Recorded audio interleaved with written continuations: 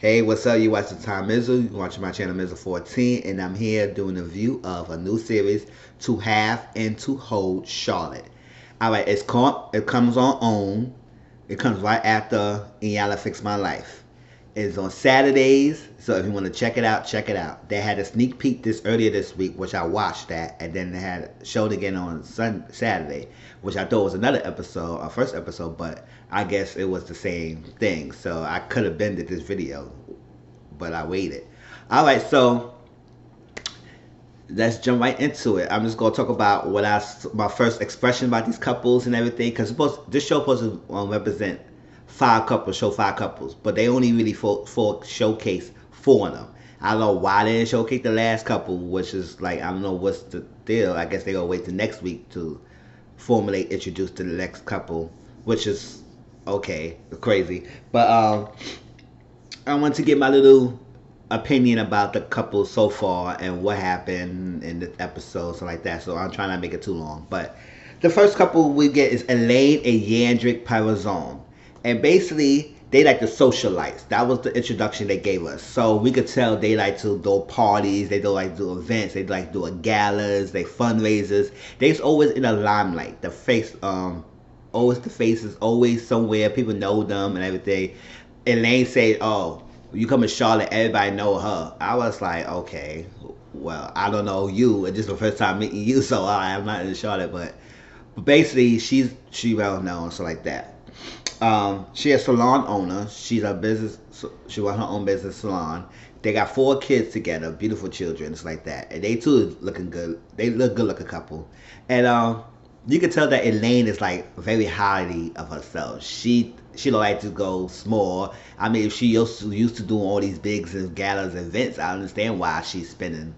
But she said go big or go home. That's her motto is. And Yandrik, he used to be a manager and us like that, and I guess he's working at home or he got laid off or he's not working at the thing manager anymore, so he's home most of the time. So he's kind of like feeling kind of down because he can't provide and put more effort and more money into the household. So I don't know. This might hurt their relationship in the future. I no. It may not. It seemed like Elaine is not too upset about that because some women is like feel like, oh, a man got to be a protector, he got to be a provider and everything, and he's not working. It's gonna be a strain in the marriage, and I don't like that. My man gotta work on that stuff, so they kind of feel resentment. But it seems like he is pushing hard and he's taking care of the kids while she's mostly working most of the time and everything. So, but Yandrik himself feel kind of like um, he felt kind of defeated. He felt kind of like he's not living his potentials. He said every man grow up learning that we gotta provide, we gotta protect the family. And if I can't do that, I feel down. And he expressed that a lot lately during the episode. And she said, "Don't worry about it. If I had to get another job like that, I had to do what I need to do for our kids because I don't want our kids to go for anything, no ask for anything. They can get whatever they want." Which I understand that. I understand, but don't kill yourself over it. But I understand when you have kids, you want to do everything for your kids. Cause especially, so she said when she grew up, she didn't really have much when she growing up. So when she had her own kids, she going to do that for her kids. So I understand that. So they could tell things. Elaine is more big and do everything and large. Yandrik is more scaled back. He's more like a laid back, intimate type dude. I like that too because I was like Yandrik with a birthday party. I don't like this big ass wild parties like that. I like to keep it intimate and close with social life with good close friends or family and let it go. I don't need a whole large crowd with people I probably not even know and coming to my party for that one day and I spend a lot of money for what? For that one day, it's like saying no. I'd rather have spent a reasonable amount of money just to have a nice little good, nice little food, little drinks. That's all I care about. Little music, a little spot, little venue, and that's fine. So, but them being the socialites, that's what it's gonna be. It's gonna be Elaine is very headstrong because it's Yandrik party, birthday party, and I don't forgot what he's turning. I forgot what he turning, but it's his birthday party, and he want a birthday brunch. And she said, okay, cool. So he said, I just want like a small little thing. I just probably like at least 15, 20 people. She said, oh, we got to have at least 50. I'll say yes. up the numbers. Like, God, 50? What do you need 50 people for a bunch? And so she called Peter, the event planner, to plan the event. And basically, Peter is one of the people's other couples, but we didn't get to see his side of the family yet. So we introduced him as a planner, and he did the event. They met with Peter and all that stuff, and Peter said, um, he said, "This is the place. How long you want that? We could at least hold at least I think he said 500 people, something like that." So he said, how much people you thinking? He said, "Oh well, I think about 175 or 200, something like that." And they said, "Oh, we need to double that. We could go to maximum." Because I was like, "Oh my gosh."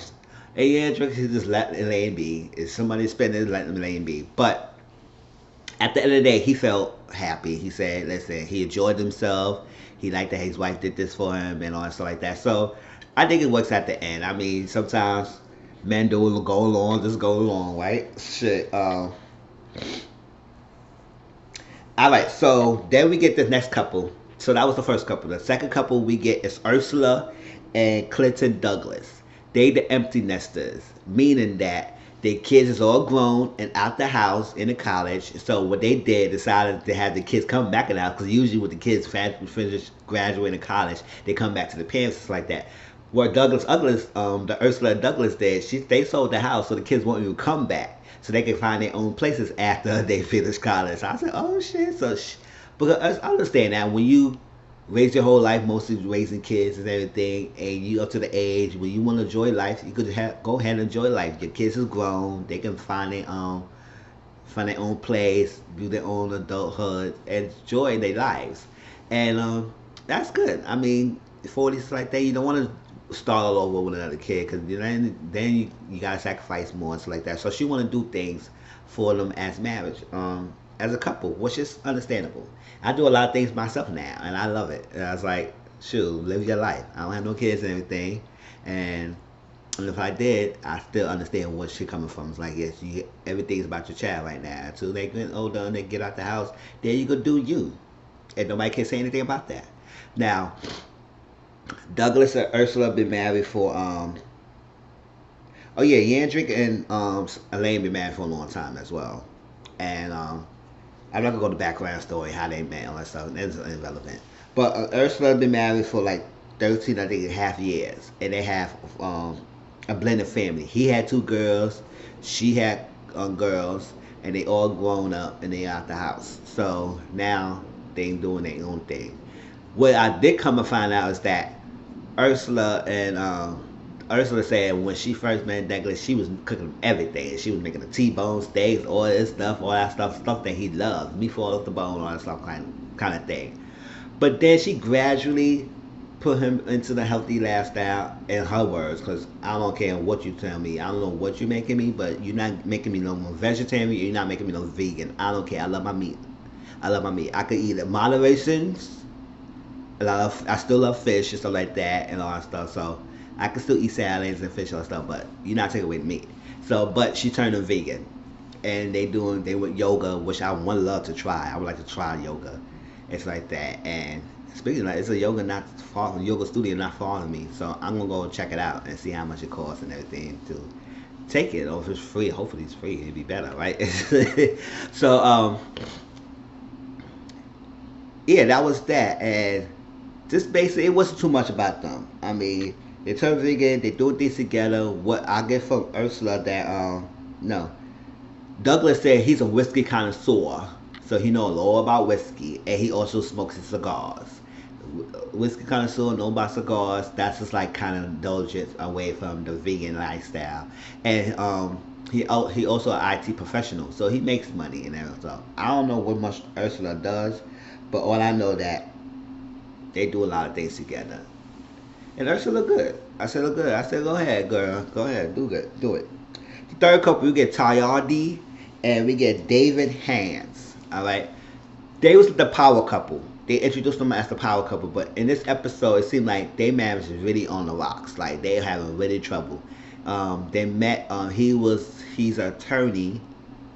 And also he runs and he owns his own firm. And Tayardi is a district court judge.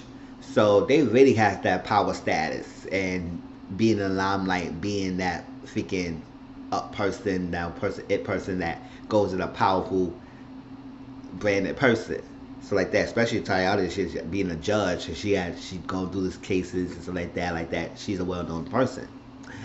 They had 2 kids together, 2 boys, and come to find out, say, as I thought they was gonna be a good couple. I said, oh, so look at this, look at this. They've been married for 10 years, and they dated for 2 years. And she said, outside the kids, when the kids go to bed and stuff like that, they really don't have much of a communication and much of closeness to go with each other. It seemed like it's like 2 strangers living in the house. And I said, that's sad. Wow, y'all live in the house and the only connections between y'all 2 is the kids and y'all have nothing else. Y'all been married for this long. So what happened? What caused this date? So hopefully we get more information in the season. I want to know what caused this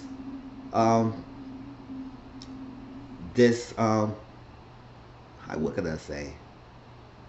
The tension, the breakdown between y'all in relationship. What caused this? And it's ridiculous to see the 2 beautiful couples going battle these things like this. It's tough to go through a marriage feeling that you don't want to be in it, or you in separation, or you about to get divorced or something like that, leading to divorce, and you find that no matter what you do, it's not helping the situation. So when the kids go, you could tell when the kids went to bed, he went in the living room, she was in the kitchen, she was trying to have a small talk to him, and the conversation wasn't even flowing like well. It was like breaking, and he said what, or she said this. And that, and it was like, oh my god, it looks painful watching this. It looks very painful watching this. They're missing already connection between each other, and they just coexisting. And she basically says she needs emotional support, and she haven't been getting this emotional support. And sometimes when you not get emotional support, it's way worse than not getting the physical contact, because when you're not getting emotional support, you end up finding it for somewhere else. And when you find it for somewhere else, then it'll develop into a whole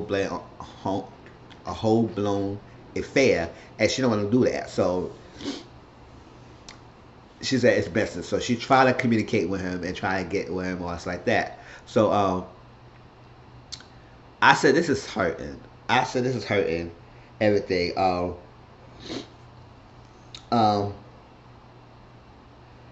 One thing he did said that the way he of course his breakdown was because she could be badgering everything he's do. Like sometimes because she had this whole powerful job and everything, she always like this and this, and she lays the law type of thing, and she knows the law, so it's like that. But when you come to the household, you don't want to feel like your home is like the law, and you say, oh, everything he do, she has nitpicks. She said this gotta be this. You can't do that. You can't do that. It's like you raising him as your son instead of as your husband, which that could be damaging to a man. Like we don't want you to tell us things like we dumb or something like that. Granted, some men are not up to par, but we want a woman to really be next to us and be a partner, not as our freaking mother. We have a mother, so, but I don't think like he acts like a child. So like that, but unless a guy act like a child, then you don't need to be one because you don't want to raise. He's not your child. So, but I understand where he coming from. I understand where she coming from. I just hope they find a common ground, at least work out, go to marriage therapist, marriage counselor before they take to that road to divorce. But it seemed like it's already part in the action. So what she did. Oh yeah, and they're not having no sex because the producers asked her, "So what's your sex life?" She said, "What sex life?" I said, "Damn." And not only y'all not getting this emotional point, y'all not having that connection. He feel withdrawn, and he also said that he felt like he at his best when she's not around, and I kind of feel hurt for her, and she said she felt hurt by hearing that too, because damn, he feel like, if I'm not around, he's good. When I'm around, he just feel blah. And I said, oh, this is really like damaging. It's like really on to the road. Like it's no fixing it. And I hope they could get to that point when they could fix it. And but we'll see about this couple. I'm rooting for Tayadi and David Hands, and that. Oh, they had no sex life. And also, he said resentment is starting to take over. And I said, oh wow. So they developed this thing called nesting. She came up with this idea called nesting, where it's like a lead road to separation, and lead to separation, and then it will lead to divorce. But they said lead to road to separation and see how that goes. And so what this is that one week we both in the same house, but one week I get the house and you out somewhere, and the next week he get the house and she go out somewhere. It's like that and live somewhere. So they both take turns in the house while the kids stay in the house, so they won't be uprooted going to different houses. It's like that. So they stay grounded, but the parents rotate in different weeks. And I said, if you had to go through all that, that's serious. That's really serious. To that's serious. I can't. My heart fell for them to go through this, and you can tell the emotional distress in their marriage, the emotional distress between each other and individually. I mean, when the time came to the next thing after Yandrick's party, he went out first, and she was in the bed, and he hugged her. He said he don't like this, but he just gotta do it and all that stuff.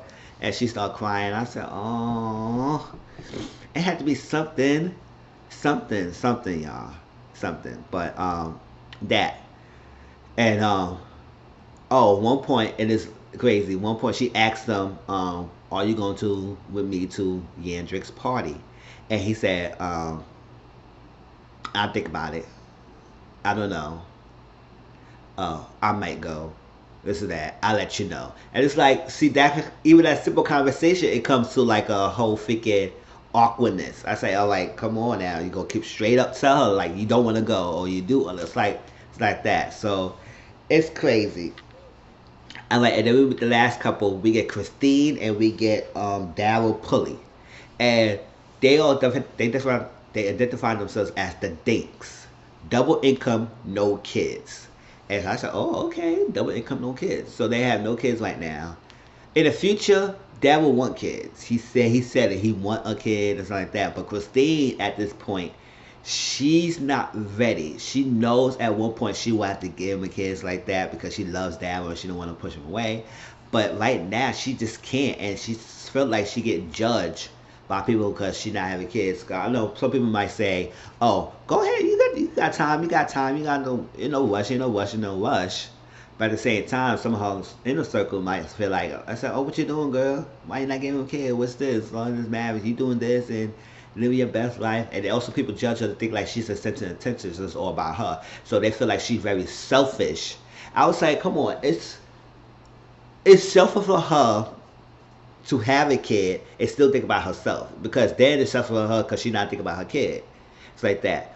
But I commend people who say they don't want kids because they're not ready. They don't want to deal with the kids, so they can't have the patience to deal with the kids. I'd rather you not have the kid and then have the kid, and then you feel messed the kid up and be all messed up and fucked up and all selfish, and you don't want to be around the kid and you don't resent the kid and being here. So I don't want that. So I'd rather her not have the kid than have a kid and feel like she's lived. This kid is messing up her life. And I said, don't do that. So do that when you're ready. And if she's not ready now, she's not ready now. But Daryl, he's there. And they had this straight crazy rule. I was surprised why she's not pregnant if they got this crazy rule. They gotta have sex, I think, every 48 hours. So every 2 days, it's like that. Between now and the 48 hours, they have to have sex. And after that, have sex, then between that time and next 48 hours, they gotta have sex. And then the next 48 hours. I said, oh, okay, so they constantly have sex every 2 days or something like that. So that's what you're telling me? So, more power to them. I mean, if they want to do that, they want to do that. They're young, they look a good looking couple, stuff. So, they feel like Christine is all to herself. Like, she's like all this, and she's all this, she's popular, nobody can't tell her what to do or what's this. And yeah, and they judge her based on her looks. Because she looked pretty, they judge her. And I said, oh, okay, I know what that is. So That was the four couples. It was another couple, like I said, and it's the model family they introduced, which is a two guy and a woman household, which is two guys and the gay guy, and they got the, I guess the woman in the middle. It's like that, whatever, to make a balance. But they didn't introduce them, so I guess we see that couple next week. But the little drama they had is that Tayani told Elaine about her marriage, it's like that, and then Elaine was like, "Wow, this is crazy," and then told Elaine about the marriage. She said, "Really, all this stuff?" And I didn't think y'all was going through this and stuff like that because you might not know everything. It's like sometimes you don't want to tell your people everything because you don't want to know. Sometimes you keep your marriage to yourself, and that's how you make your marriage last. Because sometimes when you have everybody in your business, then you got so many different opinions coming in, and then it's messing up your marriage. So she said she working it out. So she told Tayani.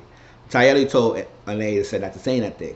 But you know how reality TV show. She also go spread his business. So she told Ursula and told Ursula don't say nothing. I tell you that. I said, and then Ursula come to Tayani and talk to Tayani and ask her and Douglas as well was asking questions and saying this and that, and Tayani was like, huh?